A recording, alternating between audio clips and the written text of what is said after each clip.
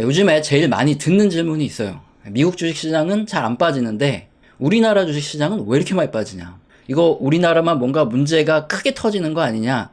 이런 질문이 굉장히 많은데 오늘은 이 문제에 대해서 경제 지표를 보면서 제가 또 과학적으로 이빨을 잘 털잖아요. 그래서 오늘은 시원하게 한번 털어드리도록 하겠습니다. 진짜 미국은 안 빠지고 우리나라 주식만 빠지는 게 맞는지부터 좀 봐야 돼요. 왜 그러냐면은 사람들은 지가 가지고 있는 종목이 빠지면 지금 주식시장이 굉장히 좋은데도 안 좋다 이렇게 생각하고, 지 종목이 오르면 지금 분명히 전체 주식시장이 안 좋은데도 뭐 좋은 거 아니냐 이딴 소리 한단 말이에요. 그래서 객관적으로 한번 보면 지금으로부터 5년 전에 투자를 똑같이 코스피와 S&P 500에 투자를 했다 생각하고 두 가지를 비교해보면 파란색이 S&P 500인데 확실히 코스피보다 훨씬 더 많이 오르고 지금 덜 빠졌어요. 코스피는 덜 오르고 훨씬 더 많이 빠진 상황이다 알 수 있죠. 특히나 2021년 요때 개인들 제일 많이 투자했는데 만약에 요때 투자했다 그러면 코스피 투자하고 있으면은 지금 뭐 완전 참담하겠죠. 손실이 어마어마한데 미국 투자하고 있으면은 지금 원금 역시나 미국 투자해야 됩니다. 그래서 5년 전에 미국 주식 투자했으면 60% 정도 수익이 났을 텐데 5년 전에 코스피 투자했으면 17% 수익 났다. 양도세를 제외하고도 미국 주식 S&P 500 수익이 훨씬 더 좋아요. 물론 이거는 2009년부터 최근 2023년까지 그때 시장에서 이제 파란색의 미국 주식 시장이 훨씬 더 높게 올라갔다는 거고, 그리고 2000년부터 2007년까지는 미국 주식 시장보다 한국 주식 시장이 더 많이 갔어요. 이때는 중국이 대규모 인프라 투자를 했기 때문에 그 관련돼서 수출이 많은 우리 한국의 주식 시장이 훨씬 더 많이 갔어요. 그럼 앞으로는 어떻게 될 거냐? 10년 동안은 한국 주식이 많이 갔고 그 다음에 10년 동안 미국 주식 갔으니까 앞으로 10년은 또 한국 주식 가겠네, 뭐 이렇게 단순하게 생각하면 말아먹기 쉽상이죠. 그렇지 않아요. 상황을 봐야 됩니다. 그런데 뭐 앞으로도 워낙에 빅테크며 핵심 기술들이 미국에 있기 때문에 아무래도 미국이 더 좋을 가능성이 크죠. 특히나 저 같은 경우에도 한국 주식보다 미국 주식을 많이 투자하라고 말씀드리는 이유가, 미국은 배당을 어떻게 주냐, 대출을 땡겨서라도 배당은 줍니다. 주주를 굉장히 우선시해요. 근데 우리나라 기업들은 뭐 배당 잘 안 주죠. 자기들이 먹고 살기 급급합니다. 수출 잘 될 때 안 될 때가 있기 때문에 보릿고개 넘으려고 어떻게든 현금 쟁여놨다가 배당 안 해주고 그러다가 이제 살아남으려고 발악하는 거예요. 우리나라 같은 경우에 또 이제 대주주들이 짜증나게 하는 게 있죠. 물적 분할. 요거 완전히 주주들 물 먹이고 연 먹이는 요런 전략이죠. LG 엔솔 같이 이게 꼭 LG 화학을 투자하던 주주들한테 인적 분할해서 주식을 나눠주는 게 맞죠. 근데 그렇게 안 하고 물적 분할해서 그걸 가지고 또 뒤로 빼가지고 상장시켜버리니까 LG화학 투자하던 주주들은 완전히 물먹는 거잖아요. 요런 이익 빼돌리기. 그리고 코스닥에 투자하다 보면 무슨 뭐 자기가 가진 비상장 회사, 뭐 관계 회사, 뭐 아들이라든가 친인척이 가진 회사가 갑자기 막 그쪽으로 이익이 넘어갑니다. 그래서 회사가 이익이 잘 안 나요. 그러다가 보면은 갑자기 뭐 그 합병하고 이런 악랄한 짓거리, 이런 거 하는 애들이 코스닥에 굉장히 많습니다. 그래서 장기 투자할 때는 한국보다 미국이 좋다. 요거는 꼭 기억하라고 말씀드리고 있죠. 자, 그럼 본격적으로 우리나라 주식시장이 왜 빠지느냐, 이 이유를 한번 보면, 외국인이 코스피 3개월 내내 엄청나게 많이 팔았는데 한 6조 정도를 외국인이 다 팔았고 그동안에 8조 정도를 개인들이 다 샀어요. 그래가지고 전문용어로 총알바지했다. 그러니까 외국인이 던진 거 한국 사람이 다 받았다, 개인들이 다 받았다, 이렇게 보면 되고, 코스닥도 한 달 동안 외국인이 6,800억 정도 판 거 개인이랑 기관이 다 받았습니다. 코스닥도 한 달 내에 어마어마하게 빠졌는데 요거 외국인이 다 던져서 이렇게 빠졌다 보시면 돼요. 특히 오늘도 그렇습니다. 오늘이 10월 25일인데 전날에 미국 주식시장이 반등을 했어요. 국채 금리가 좀 떨어졌고 그 다음에 테크 기업들의 실적 발표를 했는데 잘 나왔거든요. 그래서 미국 주식시장 올랐으니까 우리 한국 주식시장 오르겠지 해서 장 초반엔 올랐다가 이게 장중, 제가 이거 캡처했던 시간이 1시인데 장중에 다시 또 밀고 내려옵니다. 뭐 때문에 그렇죠? 외국인들이 하루 종일 다 팔았어요. 자, 그러면 대체 이 외국인들은 왜 이렇게 우리나라 주식을 다 파냐? 그 원인을 한번 생각해 볼 텐데, 여기 원달러 환율을 보면 어느 정도 첫 번째 해답이 나옵니다. 여기 노란색이 코스피고 파란색이 원달러 환율인데 1980년부터 쭉 보면 원달러 환율과 코스피가 반대로 움직여요. 이게 뭐 단기적으로는 몇 달 이렇게 보면은 모르는데 1년 이상 이렇게 중장기적으로 보면 원달러 환율이 올라가면은 코스피가 떨어지고 원달러 환율이 이제 떨어질 때가 되면 코스피가 오르고 이게 정확하게 반대로 움직였죠. 자, 그러면 외국인들이 팔고 나가면서 코스피가 떨어진다 이 소리는 외국인들은 앞으로 원달러 환율이 올라갈 걸 보고 있다는 거예요. 특히나 이 구조를 좀 여러분이 이해하시면 좋은데 외국인들이 달러 환율이 2,000원일 때 이렇게 환전을 합니다. 그래서 1달러를 가져와서 2,000원으로 채권도 투자하고 주식도 투자를 했어요. 근데 환율이 뚝 떨어지는 거죠. 원달러 환율이. 그래서 1달러당 1,000원이 되면은 요거 환전하면 2달러 주잖아요. 환차익만으로도 뭐 100% 수익이 나는데 요거 주식에다 투자를 해놨기 때문에 이 자금이 어마어마합니다. 우리나라 뭐 코스피 시총이 1700조, 1800조인데 외국인이 막 들어오는 자금은 단기로 막 들어오는 자금 자체가 뭐 수십조 막 이렇게 되니까 그냥 주가가 쫙 올라가니까 주식 시세 차익도 없고 환차익도 없고 그렇기 때문에 과거 역사적으로 봤을 때 이렇게 원달러 환율과 주식시장이 반대로 움직이는 거죠. 지금 외국 사람들이 다 팔고 나간다는 소리는 앞으로 환율이 더 올라갈 걸 예상하고 있기 때문에 아무래도 코스피를 던지는 거 아니냐 이렇게 우리가 첫 번째로 확인을 해볼 수 있는데 근데 뭐 앞서 살펴봤지만 몇 달 동안 움직임이기 때문에 이걸 가지고 뭐 외국인들이 환율이 더 올라간다고 보느냐 이것까지 예측하기는 조금 어렵지만 어쨌든 이제 주요 요인이 투기 세력들이 제일 크게 주식시장을 우리나라 코스피를 움직이기 때문에 아무래도 환율을 어떻게 보느냐 외국인들은 좀 더 올라갈 것으로 보는 것 같다 이렇게 첫 번째 생각을 해볼 수 있고 두 번째 외국인들이 왜 이렇게 많이 팔까 이 부분은 한국 수출액이랑 연관이 있습니다. 여기에 녹색 선이 한국의 수출액이고 검은 선이 코스피죠. 지난 한 20년 이상 보면 한국 수출액과 코스피가 거의 유사하게 움직여요. 한국이 수출로 먹고 사는 나라라는 거 보시면 아는데 한국 GDP 대비 수출의 비중이 35%입니다. 엄청나게 많은 비중을 차지해요. 나머지가 다 서비스업인데 수출이 잘 될 때 서비스업도 살아나고 수출 안 되면은 수출 기업들이 소비를 안 하니까 서비스업 죽어나가고 결국에는 수출이 우리나라 경제 그걸 결정하기 때문에 외국인들이 봤을 때 한국 수출액이 앞으로 떨어질 것 같다. 코스피를 다 팔아 제껴요. 그러면 2023년 10월 현재 한국의 수출액이 어떠냐? 2022년에 뚝 떨어지고 나서 횡보하고 있습니다. 이게 앞으로 올라갈 것 같다 그러면 외국인들이 더 사는 건데 자 지금 던지고 있다는 소리는 앞으로 수출액이 감소할 걸로 외국인들은 예측을 하고 있다. 이렇게 보면 돼요. 그런데 외국인들은 왜 그렇게 생각을 할까? 한국의 수출 제품의 구조를 보면 IT 제품, 중화학 제품 이런 게 굉장히 크고 이제 나머지 일반 제품들의 수출인데 이 중화학, IT 제품 이런 것들을 제일 많이 또 수입해주는 나라가 어디죠? 중국입니다. 중국이 1위예요. 그래서 우리나라가 중국으로 수출이 많이 되느냐 안 되느냐 이것도 굉장히 중요한 요소고 2위가 이제 미국인데 일단 지금 중국이 하나가 터졌죠. 중국 기업들이 우리가 뭔가 니네가 도움 없어도 혼자 뭐 인공지능 만들 수 있고 어쩌고저쩌고 좀 깝친다 그러죠. 잘난 척 떨다가 미국이 이제 엔비디아한테 저사양 AI 반도체도 모두 그냥 아무것도 그냥 중국에 수출하지 마 하면서 이제 40개 이상의 해외로 이렇게 우회 수출된다 보고 요거 수출되는 것도 하나하나 허가를 받아야 되고 중국 뭐 스타트업 이런 애들 다 그냥 모조리 하면 안 된다 이렇게 해버렸어요. 중국으로 들어가는 반도체 수출은 아예 다 제한이 되게 생겼어요. 우리나라 같은 경우에는 한시적으로 유예를 받고 있습니다. 중국 투자에 대해서. 그래서 삼성이나 하이닉스가 중국 투자를 한 걸 이렇게 지금 어떻게든 돌리고 있는데 규제가 강화될 가능성이 크죠.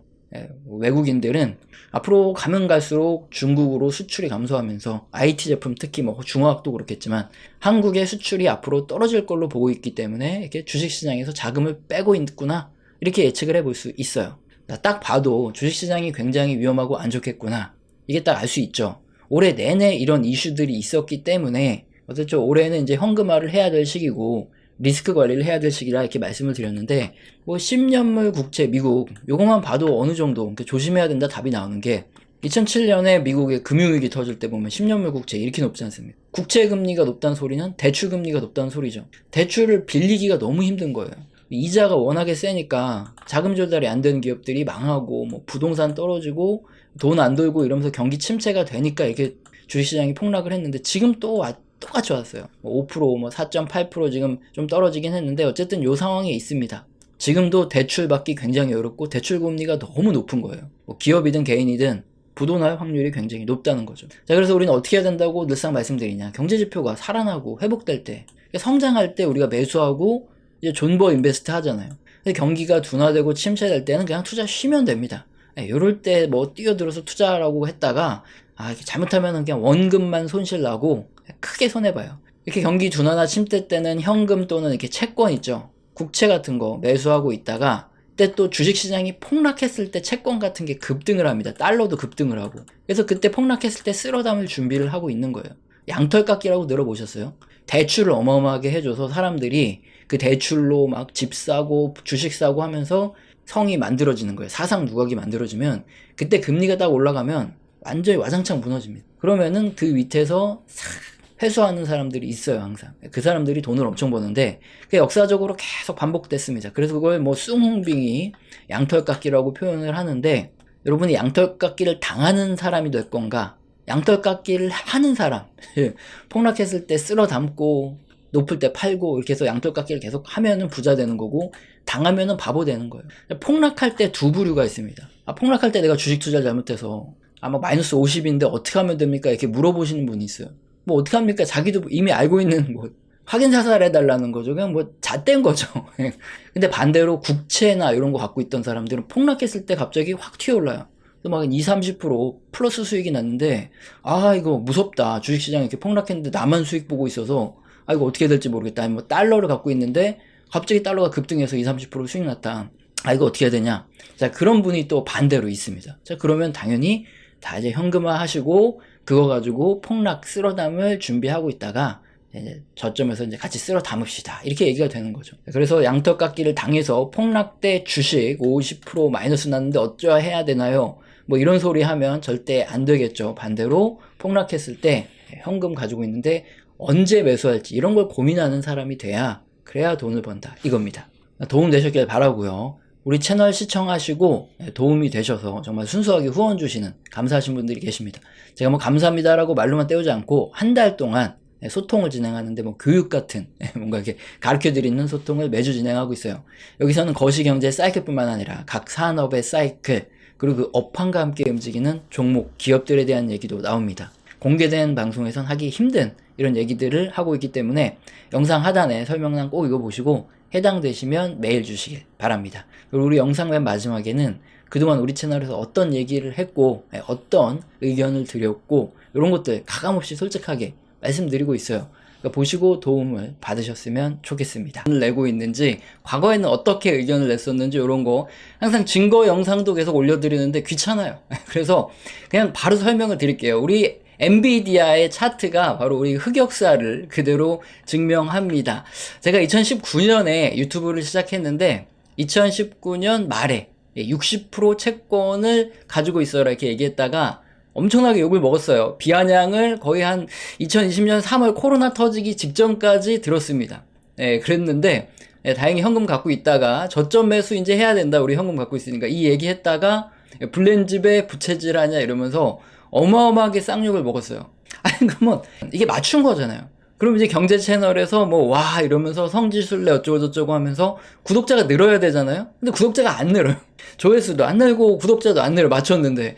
그런데 왜 구독자가 늘었냐? 이때 국뽕 영상 같은 거. 그때 우리 기업들한테 전화 돌려가지고 일본에서 이제 수출 규제하기로 했던 품목들 있죠. 그런 거 만들 수 있냐? 그거 만들 수 있다. 그래가지고 그거 방송했다가 국뽕 영상이 터져서 국뽕 채널로 떡상했어요. 그래서 그때 잠깐 국뽕으로 갈까 하다가 도저히 못하겠다. 경제 채널 본연의 임무로 돌아오자 해서 이렇게 그때 이제 구독자가 늘은 거지 이게 저점 매수를 맞춰서 는 게 아니에요. 어쨌든 2020년 이제 하반기 들어가면서 한 6월, 7월, 8월 넘어가면서 엔비디아, 나이키, ASML 빅테크주들이 아주 자주 언급됐습니다. 저도 이제 샀다고 이때 얘기를 하는 바람에 졸지에 추천주가 돼버렸어요. 물론 이런 채널에서 추천주 이런 건 안 하는데 어쨌든 2020년부터 계속 존버 인베스트 했던 기간이죠.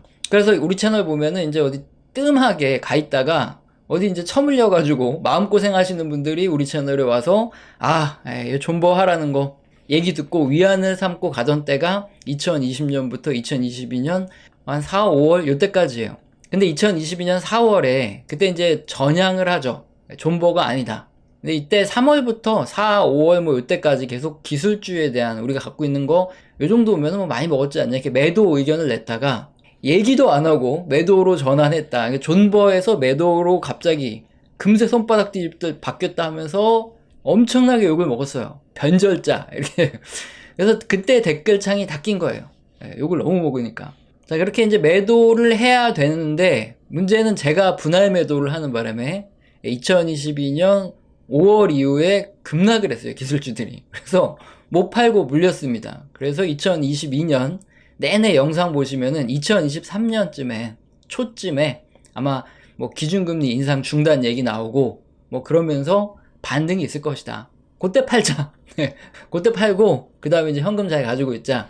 2022년에 이제 그런 얘기 굉장히 많아요. 왜냐면 이제 경제 지표들이 하나 둘씩 경기 둔화 침체에 대한 얘기가 나오기 시작했으니까 어쨌든 우리는 팔아야 되니까. 2023년에 갑자기 반등을 주죠. 그때 이제 제가 계속 금리 인상 중단 요런 기대감이 커진다 요 얘기를 했기 때문에 저도 이제 그때 상반기에 이제 분할 매도를 다 마쳤어요. 근데 지금 엔비디아가 이렇게 많이 갔습니다. 제가 뭐 거의 한 200달러 후반에서 300달러 가까이 떼서 거기서 거의 다 매도를 했는데 지금 뭐 거의 500달러 가까이 갔어요. 아, 이거 보면 잠이 안 와요. 그래서 엔비디아를 지금 못 쳐다보고 있어요. 근데 어쨌든 뭐 이제 100달러 부근에서 사서 이제 거의 한 300달러 가까이서 팔았으니까 이제 많이 먹긴 했는데 갖고 있었으면은 거의 한 5배 튀기는데 이거 참 환장하겠죠. 그리고 지금 뭐 더 올라갈 수도 있다 이런 얘기가 나오면 미쳐요, 사람. 왜 주식을 갖고 있다가 팔았는데 더 올라가면 환장하잖아요. 그래서 지금 약간 이런 흑역사 이게 벌어지고 있다. 이게 지금 현재 의견입니다. 그래서 어떤 의견이냐? 2020년 코로나 이후부터 2022년 요 초중순 그때까지가 존버 인베스트였다면 그 다음부터 이제 하나 둘씩 경기 지표가 둔화되기 시작해서 2023년부터는 사실상 이제 침체를 말하는 침체 인베스트예요. 그래서 이제 여기서는 이제 슬슬 다 정리를 하셔야 되고 이제 리스크 관리를 하셔야 된다. 이게 2023년부터 거의 뭐 명확하게 말씀드려오고 있습니다. 사실 그대로 말씀드리는 거예요. 굳이 뭐 증거 영상도 남기고 하는데 귀찮으니까. 근데 여기서 저희가 핵심적인 부분이 뭐냐, 이런 매수 매도 이 투자 결정을 여러분이 어떻게 하시냐, 이게 중요해요.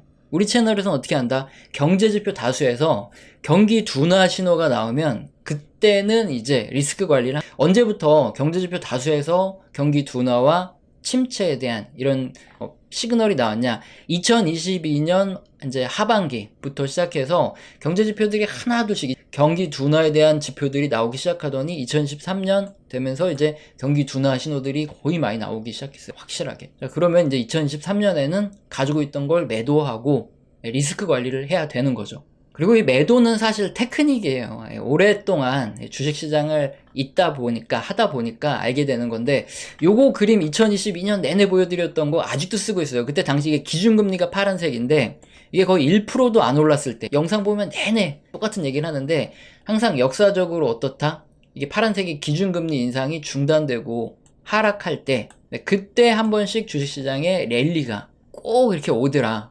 그때 이제 매도하자. 이 그림을. 어쨌든 이건 뭐 테크닉이죠. 매도는 그냥 테크닉일 뿐이고 중요한 건 우리는 어떻게 간다는 거죠. 원칙대로 간다는 거예요. 경제지표 다수에서 경기 둔화 및 침체에 대한 경고들이 켜지기 시작하면 그때는 매도. 그리고 다시 언제 매수하냐? 다수 경제지표들에서 경제가 회복되고 있다 이런 신호들이 나타나기 시작하면 뭐 주식시장이 폭락을 하고 있던 뭐 하고 있던 그냥 그때 매수를 하는 거죠.